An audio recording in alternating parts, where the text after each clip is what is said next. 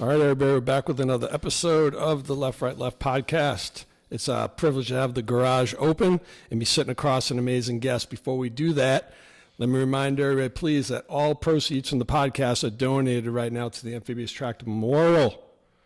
I'd really appreciate it if you guys would, like, subscribe, all those good things. How about the algorithms? We're trying to close that effort, and we will get that done. And I tell you, man, we're going to move fast tonight because I'm really excited about who I have sitting across from me. So I met this dude here locally in Woodbridge. He's my son's barber. And over the last year, he has sort of slowly unveiled things to me as he's been cutting my son's hair, and we've gotten to know each other. And I tell you, I've found him to be very, very interesting and somebody who can really offer a lot of perspective and a lot about adversity and how to overcome adversity because he's been through so much of that himself. Without further ado, I want to introduce everybody to my boy, Manny Lugo. Manny, welcome. What's going on, podcast family? My name is Manny Lugo. How are you? I appreciate you carving out some time to come over here, man. Talk about your journey. It's a pretty enlightening one for sure. I'm going to let you provide all the details. But hey, man, before we kind of get into the main theme, tell everybody a little bit about yourself, man. Your upbringing. Yeah, well, I'm a Dumfries resident. I've been that way my entire life. I still live in Dumfries. For majority of my life, my upbringing was eventful. Was raised around the streets, grew up in the streets. Thought I would become the streets, but I had a change. In perspective once I got to a certain age. So yeah. So you Dumfries, and then you went out. You've spent some time in Chicago as well and things, and to start shaping the journey a little bit. Talk a little bit about your dad and and the influence that he had on you. Yeah. So the first beginning parts of my life, going up to my early teenage years, about 13, 14, he was non-existent. He actually told me that he was in college while he was in a state penitentiary in Illinois. But we flew out there. My mother flew me and my brother Junior out there every summer just to get us out, the house, get her a peace of mind. And I was raised around his side of the family, who I grew close to. My son actually lives out there with my cousin David. He does football out there. Yep. Mm-hmm.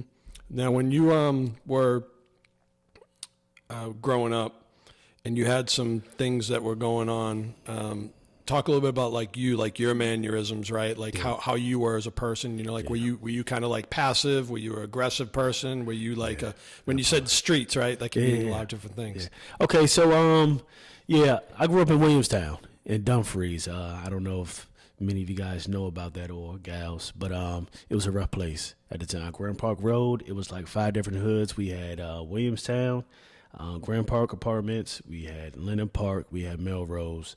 And it was real gritty.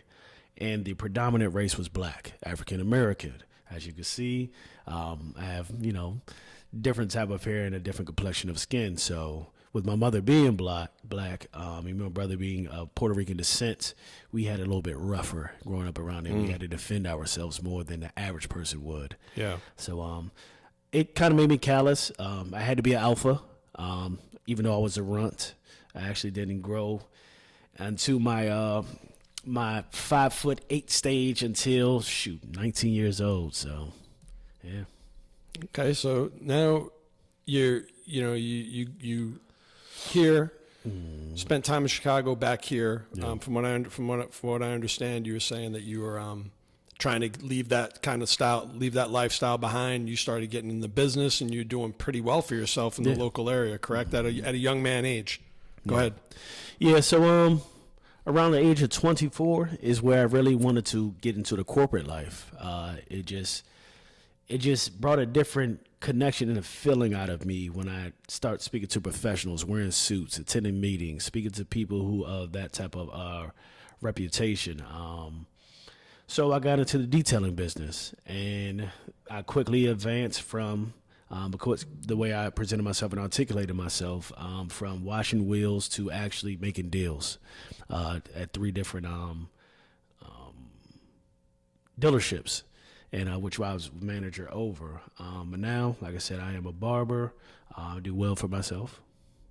Yeah, so when you're doing the detailing business thing, and this kind of gets into the sort of the main theme of, you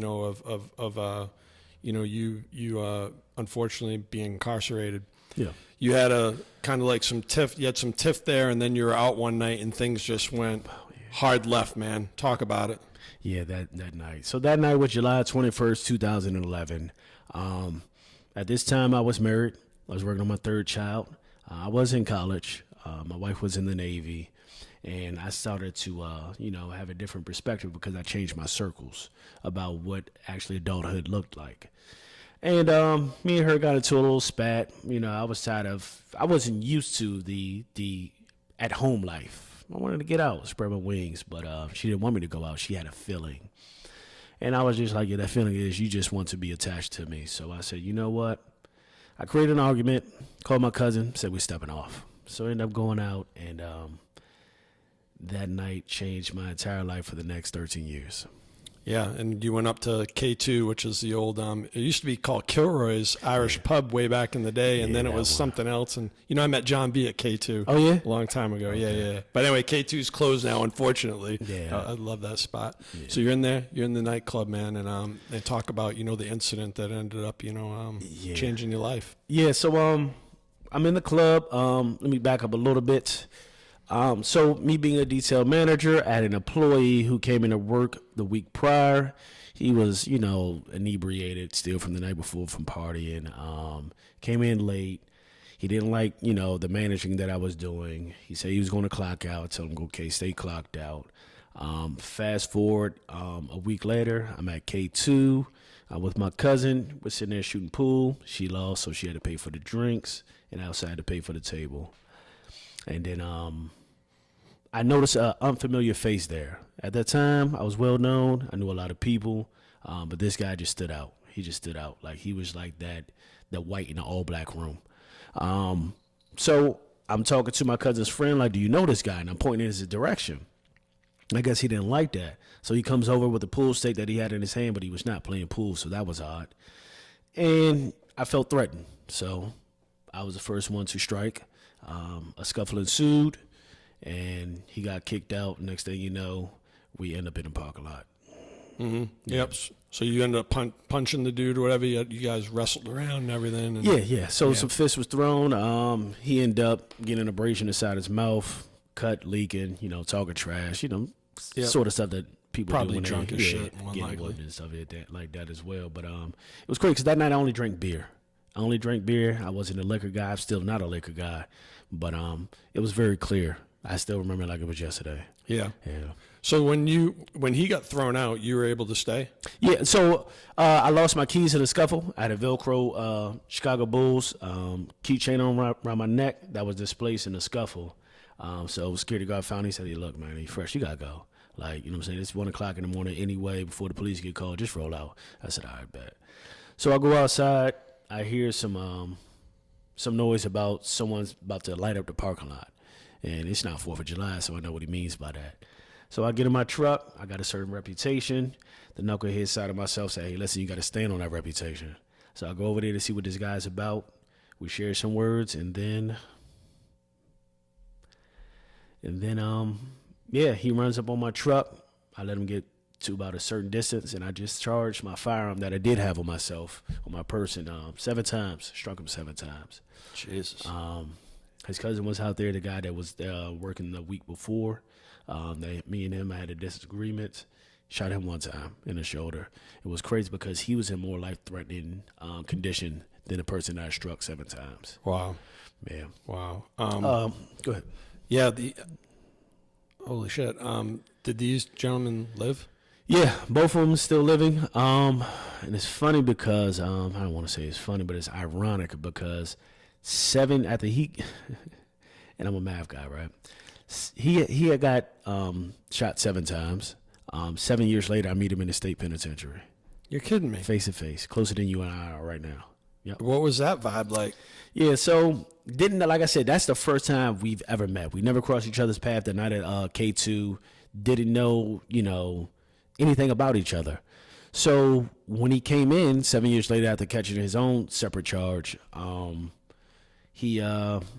was a barber in that pod, and everybody wanted their hair cut by me because I was, the one who provided the best service. That's why my son goes to you. Yeah, shout out to Greg. And so they was like, yo, they called me Pacquiao because I was into boxing when I was incarcerated. So they say, hey, yo, Pacquiao, got a new guy. He's trying to get his hair cut. Woo, he ain't got nothing. And I was the type of person I understood. You come in, you ain't got nothing. Get yourself together. Get me on the back end. So I'm like, all right, send him to me. He looked totally different. He had long dreads at this time. He had a beard. Looked like he just got released from Guantanamo Bay. He was just totally unkept. Mm-hmm. So I tell him, come holler at me the next day because we were about to lock down the night prior to, because they always drag you through the intake, right? Release you after chow, which is dinner. And so he comes through. He tries to get on the phone, can't get through. And me already being down for 7 years, you tend to watch your six. Yeah. To watch your surroundings. Right, right. So I wave him over. We get to talking. And this voice on the inside of me told me to tell him what you're locked up for. Nothing new. That's what you do. You know, when you get locked up, you give out your rap sheet. What you locked up for, you know what I'm saying, where you from, who you know. So that way we could point you, okay, Tidewater's over there, 757, Northern Virginia's over there, or Chesapeake's down there. Like, you hang with your set. So he told me he's from Dumfries.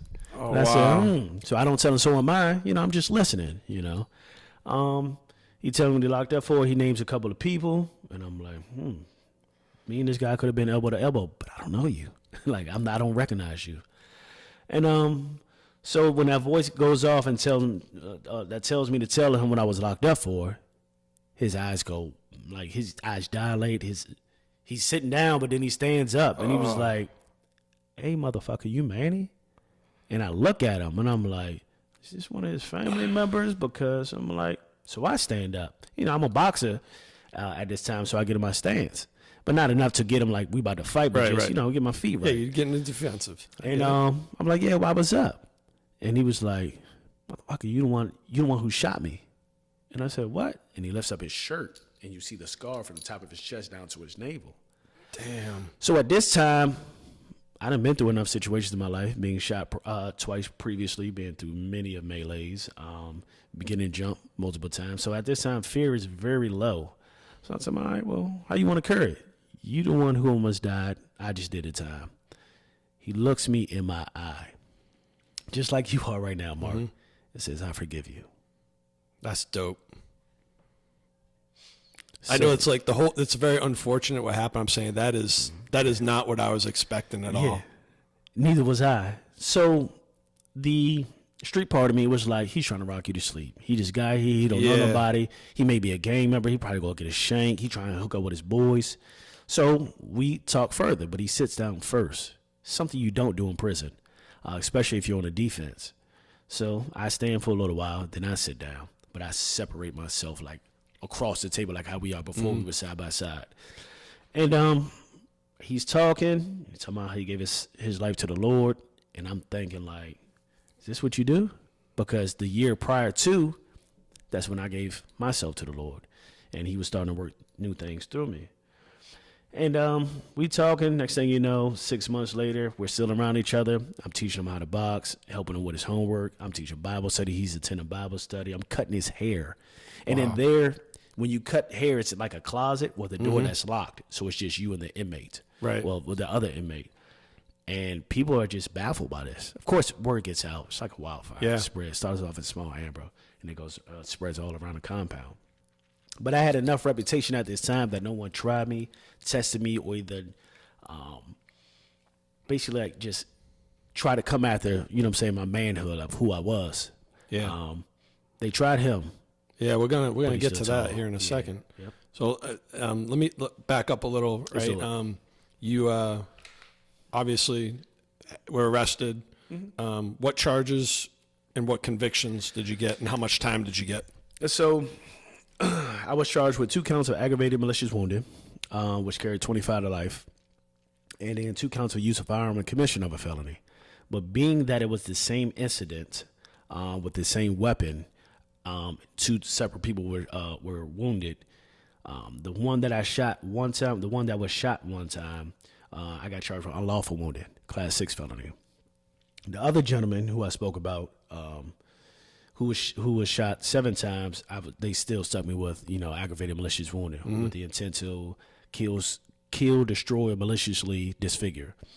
That was a class 2 felony. That was the 25 to life. But I had to do my PSI report, and they tried to give victim impact statements, but that would have buried me for life. But I waived the preliminary and just took the plea. Mm-hmm. Yeah. So they gave me initially 16 years, and the judge basically told me a year for each bullet in my gun. Damn, man. Now, you're a young man at this time. You're 24 years old, 25 years old. Yep. Right? And, you're doing pretty well on the outside, and then you get, what was that feeling like when the judge read it and you're like, oh, shit, I'm going to prison for 13 years? Like, talk about your mindset. So leading up to it, I did everything that I could do, listen to my lawyer while I was incarcerated for the first, because didn't get sentenced till September of 2012, but I was incarcerated and never gave a bond since July 21st, 2011. So within that time, that year and a little bit of span over that time, I acquired my GED. Because when I was in college before, at Everett College, they said that you could take the courses, but when it's time to graduate, you had to obtain your GED or high school diploma. So I got my GED. I took every class they had to offer inside that jail. AA, NA, anger management, 5 separate ones. It got to the point where they asked me to, teach the class. Mm-hmm. Everything they had to offer. I got on trustee, worked my way down from maximum security all the way down to medium to minimum. I'm walking around passing out commissary. So leading up into me getting sentenced, I was confident. I used to tell my folks all the time, I'm coming home. Yeah. Because I felt like it was self-defense. The state of Virginia, that does not exist. But I was already a convicted felon carrying a firearm. Illegally carrying a firearm, yeah, right? Absolutely. Yeah. Okay. Coming from the streets, that's what it is. But I thought I was coming home. So as the judge said what he said, I just heard a ringing in my ear. It was just like fog.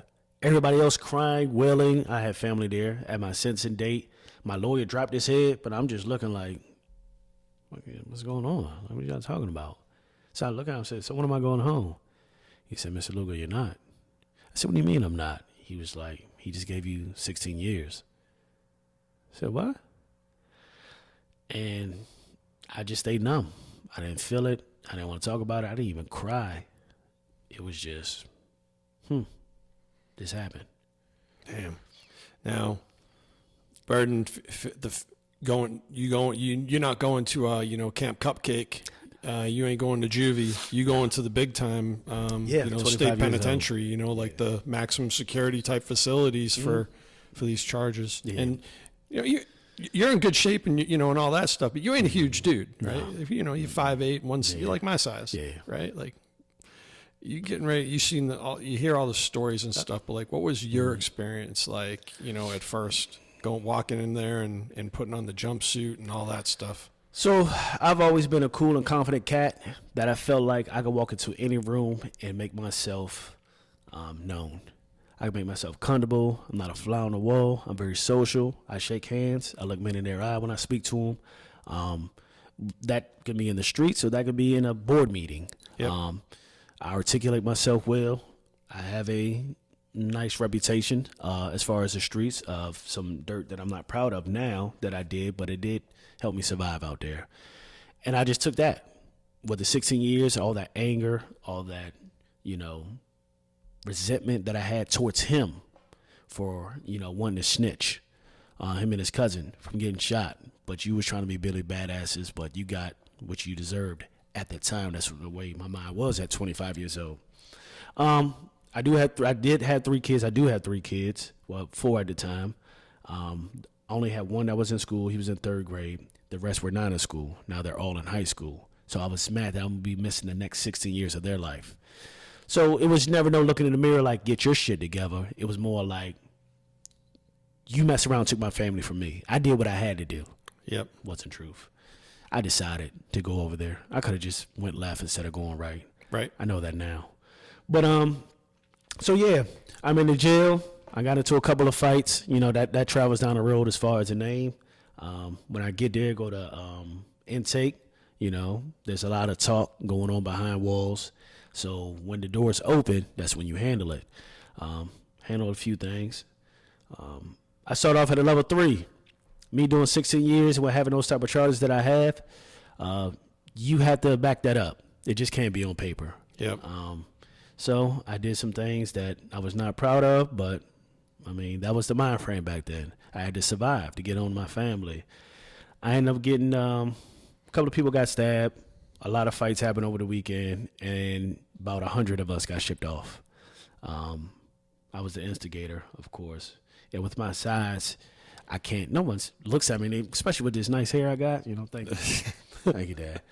It's like I got to try him. I got to see what his commissary bag look like. I got to see what type of property he has. I got to see what time he gets on the phone, so that way that could be my phone slide. I didn't go for none of that. So I ended up getting shipped to a maximum security prison, Sussex 1 state prison, and 23-1 lockdown. I did that for 2 years. Damn. Yeah. Damn. What's the craziest thing you saw in that place? CO get stabbed. The CO got stabbed? Yeah. Holy CO shit. get stabbed, was actually a sergeant. Stabbings in the hallway. Because they would let you out, but they wouldn't tell you it would be a random. This side of the tier is going out for child, or this side of the tier is getting let out for phones and showers. But like I said, a lot of this happens behind, a lot of talk happens behind the cell. So when the door pop, you pop. That was a statement that was said behind the wall. I done seen someone get mangled by a canine on the boulevard. They had it to where it's a walkway. If you go outside that yellow line, that's when a dog can do his job. Mm-hmm. Seen fights happen in the cafeteria. What they do is they close all the doors. They shoot tear gas through the bars, and they let the canines in. They're trained, if you're not laying flat on the ground, to attack. So I seen a lot. I seen a lot. Yeah, I bet. A lot of gang activity and all that stuff. Yeah. Yeah. And so at some point you're on, you alluded to it earlier where you were speaking about the gentleman that, you had the reconnection with, in prison. Yeah. That worked out well. And you had said that you had turned more to God rather than, and your perspective started changing. You kind of laid it out. You're like, man, at first, it was other people's fault. You did this. And then you start like reflecting as you're getting older. And then you start becoming more acquainted with God. Yeah. Talk about that transformation a little bit. So it wasn't until I was 30 years old, 39 now, that I tested God. I spoke to him. I seen everybody else around, and I felt like people got into different religions for protection. I'd never been in a gang. I was part of a hood, Williamstown, which we were 5'5", but I'd never been a person that got a tattoo to establish or stamp myself as a gang member. Sure. I never wore certain colors. I wear whatever I want. I like white, but so I was 30 years old, and I had a conversation in my cell when we were on lockdown with God. And it was just a normal conversation like, man, I'm going to try you. I'm going to see if you real. I'm going to expose you. I feel like everybody's talking about this, everybody's talking about that. I was never really into the Muslim community. I wanted to be humble. That's why I pursued the Christian thing, because I had everything else. I achieved everything else. So I told him, I said, listen, I'm going to read this word, but I'm going to do it from a point of calling you a liar and, basically calling you a fraud. The more I started reading it, the more my eyes opened up. I could not find a lie. Once I thought I found something, I would go ask, certain Bible study teachers or the pastor of the prison. And he was like, well, go to this verse right here. Everything connects from the Old Testament to the New Testament. So it hit. One day I'm in a cell, and I said, man, I'm tired of this. I can't do it no more. I'm weak. I feel like I'm strong externally, but the inside, I'm crumbling. I'm fucked up. So I'm like, save me. And that's when I accepted Jesus Christ, my Lord and Savior. And the next year of doing that, things just became easy as pie. It's just, I don't know. I didn't feel like I had to try. Of course, my reputation prior to kept some of the violence away because they knew I was about my issue if I had to be. But then I started having people come and talk to me as a barber about their most intimate thoughts. As far as them being away from their family, their mother dying, their kids, asking me for prayer because they see that I'm going to Bible study, I'm cutting hair, but yet I'm still hanging with the sinners. Not from a standpoint of them influencing me, but me trying to influence them to, come on, young. I know you. I can look you in your eyes. You really tired of this. You're really done with it. The conversation we had in the barbershop, you don't want to keep living this life. So, you know, and they respected that. They knew I walked it how I talked it. That's powerful. So when I would go to church, most people would laugh. They grab their Bibles. We sitting there playing basketball, or we playing checkers, chess, or dominoes. I'm like, all right, y'all. I'm done after this in 30 minutes. I gotta hit a service. All right, bet, cool. Everybody else get laughed at. What? You better go with? If you scared, go to church. I had that statement said to me one day, and I looked them in the eyes. I said, yeah, I am scared. That's why I go to church. I'm scared to go back to who I used to be. Yeah, that's good. Yeah, that's profound. I can't do that anymore. Yep. So so that was my transformation. And I thank my Lord and Savior Jesus Christ for that. Yeah, man, you were stacking some wins on the way out. You know, you tell me you got some, some education. Yeah. You know, obviously you got your barber thing. You know, that you perfected your craft. So there was some good. Do you think that I mean, I don't want to say regret, but I believe like every step of your journey has an impact in shaping you to who you are. Yeah. Right? Like, especially when you have so much adversity in your life. Yeah. And I was trained by that. Yeah. It's like you're getting, I don't know, man. Some of us just have to go through it a little bit deeper than others, to see the light per se. Yeah. Right? Yeah, so I'm not no Jason Statham. I'm not no, Chuck Norris or anybody of that caliber. I was just a man that tried to stand on principle and integrity. When I was younger, I'm very social, very peaceful. I'm very loving. I'm very caring. But there's a side that, has to be seen or shown as far as an alpha. But I was tired of that side. So I started to further my education. I do have my associates in psychology and sociology. It's a lot of things going on. Thank you, brother. I had a lot of things going on up here that I couldn't take home and bring to my kids. Right. Me being institutionalized was non-negotiable. I couldn't do that. Because of my father, he did 12 years. And then when I seen him, he tried to be a disciplinarian versus a father or a dad. And we hit it off the wrong way when I was like 15, 16. So I couldn't do that to my children. So a lot of things that I did when I was behind the wall, I had to think of them, keep them in mind. Yeah, that's my legacy. I don't want my legacy to be tainted or tarnished by my continued flaws in decisions or mistakes. So everything I did for them with the guidance of my Lord. And there's that whole thing of like breaking the cycle, right? Yeah. Not only the cycle. Not only did I want to break it, I wanted to put them in a different class. And I told my kids and I told my little cousins, who I still am very much in contact with, I did that time for us. So that way you would never know what it feels like. When they ask me about my prison stories and stuff, I just laugh. I'm like, we don't need to talk about that. Yeah. When they close, when they open them doors and they let me out, I ain't even look back. Yep. So that's why I'm leaving that at. Let's talk about my future. Let's talk about your future. What's your goals? What's your plans? Let's get to it. Yeah.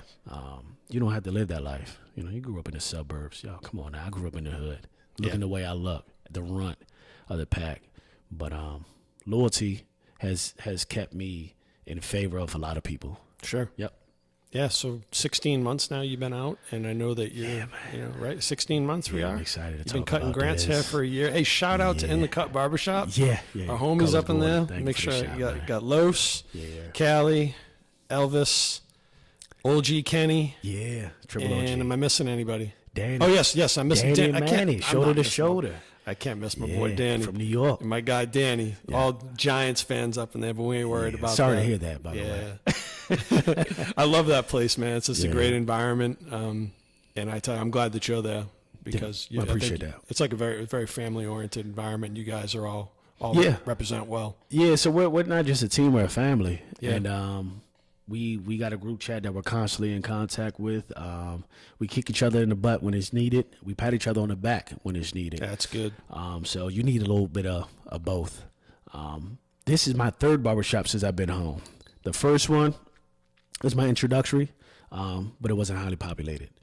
But shout out to him, the owner of that Fats. He gave me a shot. and I appreciate him. We shook hands like a man. I gave my 2 weeks notice, and he was like, listen, those clippers over there, I'll let you borrow till you got your money up. Go ahead and take them. That's a nice gesture. I was cutting down there in Fredericksburg. Shout out to my man, Tony Dunn. They gave me a shot, but it just didn't fit the direction I was going. Yep. It was kind of taking me back. But nothing wrong with it. Great haircuts, great environment, great men. Just not what I was looking for. Yeah, I understand. Then I reached out to Carlos. Yeah, feel good about where you're at now? Yeah, absolutely. He made me sweat for 6 months. But then he finally gave my shot. But I appreciate that because you got to know who you're letting in, especially into, 100%. you know what I'm saying, your home. 100%. So, ever since then, I've been there since January 27th of this year, and I'm approaching the first year, man. Yeah, last question before we get wrapped up here, man. So, goals, right? Yeah. Inspiration, you got other things to do, Yeah. right? Like what ultimately what do you want to do? All right, so I'm into community building. I'm into reintroducing the perspective of entry citizens. I got an LLC that's on paper that I'm cranking up. I'm involved with my community, with my town of Dumfries. Shout out to Mayor Derek Woods and Town Councilman Sean Pete. Semper Fi, gentlemen. Yeah, Hoorah. yeah. So they actually opened some doors for me. They allow me to get involved. They know my history, they know my family, they know a little bit about my background, but they know the direction that I'm going, more importantly. And we did a soft opening at the Rose before the casino, it actually was. Yeah, so that was fun, standing shoulder to shoulder with them men. Just did a event down there at in Dumfries, right there by Williamstown, between Williamstown and Linden Park. The community versus the cops. That's what we called it. The police department down there. Yeah, we beat them 38-6. But we had fun. Took some pictures, met some nice people, shook some great hands. Shout out to Officer Wells. Yeah, she's up and coming. Invite her on the show. Hopefully Officer Wells, if you see this, I want you to come up here and represent the LE community. Absolutely. Yeah, but we had a fun time, and my whole thing is about, not letting your past deter your future. I believe anyone can overcome anything. So just to make sure I'm clear, your LLC, are you trying to take folks that are coming back from bids? Yeah, absolutely. Okay. Yeah. Okay. To be better dads, to be more involved in the community, and to just let them know that your past is not your present, nor will it have to be your future or your potential. It's all about the mind. Yeah. If you train the mind in the direction that it will go, as a man thinketh in his heart, so is he. Get over it. Get over it. That's the best way I can say. I had to get over my mess, my shit. I had to get over it in order for me to move forward. You can't drive a vehicle and looking in the rear view expecting to drive straight. Yeah. See what I'm saying? That's right. You got that windshield. Look at all that stuff. That's right. But yeah, I will do that. But my goals as far as coming home, every 90 days, I was on top of it. Accountability partners and everything. Am I on the right path? Am I straying off? Am I not doing what I said I wanted to do? Yeah. Got a vision book. I shared that with Carlos. He's helping me out a lot with the barber business. Year 5, I plan on owning my shop or inheriting a shop. So that's where I'm at. Not to brag on me, but brag on God. I own a 2025 vehicle. Shout out to Navy Federal for the loan. Look at that, man. God is great. I've grossed over six figures within 10 months that I was home. I exceeded that expectation. It was supposed to be 12 months. Good for you. Me and my family are tight. Me and my kids, as you can see on my Facebook page, my social media page, I'm always flying. I'm always getting on a plane. Me and my probation officer, great rapport. It kind of feels like I'm not on probation because everything that, he had set up for me, I checked all boxes. So we actually have a court case with a court date with the judge to possibly let me off. Expunge your record, maybe, you mean? Yeah, so that happens. To dismiss your probation. Probation. To dismiss your probation. How long is your probation for? 10 years. Ain't that something? Okay. Maybe this is cut some time off it. This is unprecedented. So if they do release me on probation, that 10 years go away. The remaining 9 goes away. Okay. So, but I told him. I spoke to the chaplain at Prince William County Adult Detention Center, let him know that I do want to come in and do prison ministries through my church. He said, you have to get on probation. I let my probation officer know. He let his supervisor know. They let the judge know. I'm heading in a direction that would never take me back and bring people forward. I like it, man. I love That's it. a go. I hope that I don't know, man. Maybe there's like this way that we have energy about ourselves, right? Yeah. I haven't had to use these things. Yeah. And not that I'm any good at them, but I haven't done anything with these things outside of military training since I was 22 years old, and that was all me, by the way, too, because I was similar like you. Just you know, I just kind of welcome shit like that. I welcome problems. Like I used to love having problems when I was younger, and then I turned into, I would say, more of like the calming force around the room, not the escalator of force. Got you. I don't know if you understand what I mean by that, but I hope that can help you, because there's lots of times I think that just the way that we carry ourselves and the energy that we have, when you go around places, like people look at you like, I don't want to mess with that guy because it seems like a good freaking person or whatever. You know, it doesn't always work out that way, of course. Yeah. So I get that part. I definitely do. Since I've been home and I share my story with people, they look at me, especially when I'm cutting their hair, and they tell me like, so how long you been cutting it? And I tell them, well, where were you at before? Like, what'd you do during COVID? You know, I was like, I wasn't cutting it. I'm like, wait, what?